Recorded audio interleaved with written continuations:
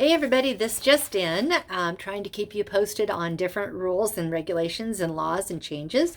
And so we just got something from the California Association of Realtors, and it's kind of a review of some of the tenant relief acts that have been imposed. And they've just sent out a modification that was modified as of September 2nd. We're going to be doing a webinar tomorrow to find out more.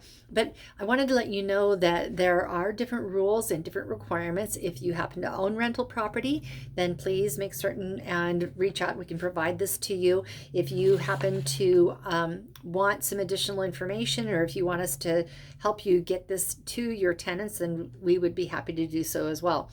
So the main thing is that they've increased the timelines. There was always when they first signed it into law, there was requirements as far as if a tenant was not financially able to make rent, they had a form that they had to fill out, and they had to provide and certify that they were unable to do so because they'd been impacted by COVID.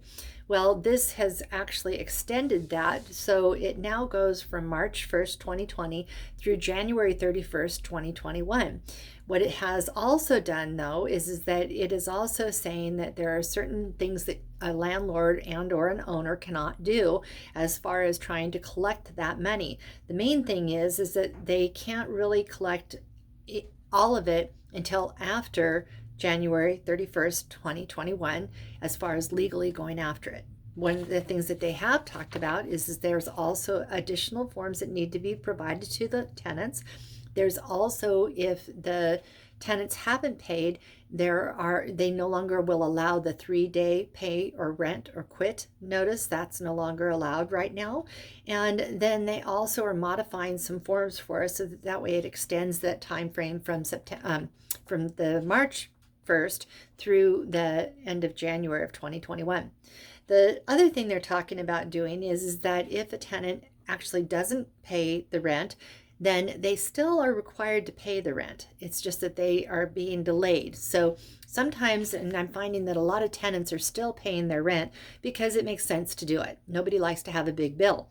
So that said, if it turns out that you have a tenant that's choosing not to pay their rent and has certified that they're not capable of paying their rent, then in February of 2021, at least at this point in time, they're opening up the ability to take those tenants to small claims to try and collect the rent.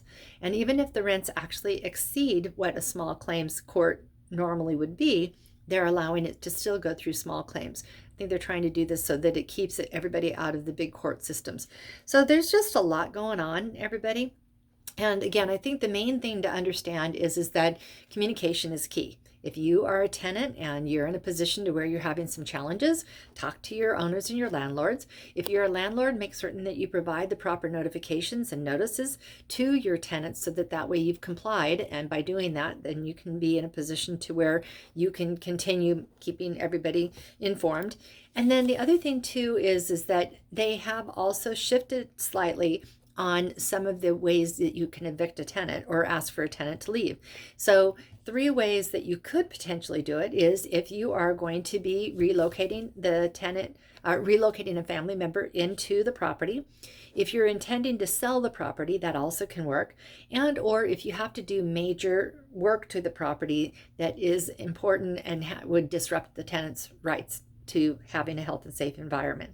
So there are some ways that a tenant can possibly be asked to move, but for the most part, just hang in there. Let's see what else happens. We're getting almost to the end of this 2020 year. Let's just continue communicating, staying safe, staying sane. As always, have an amazingly blessed day. Bye.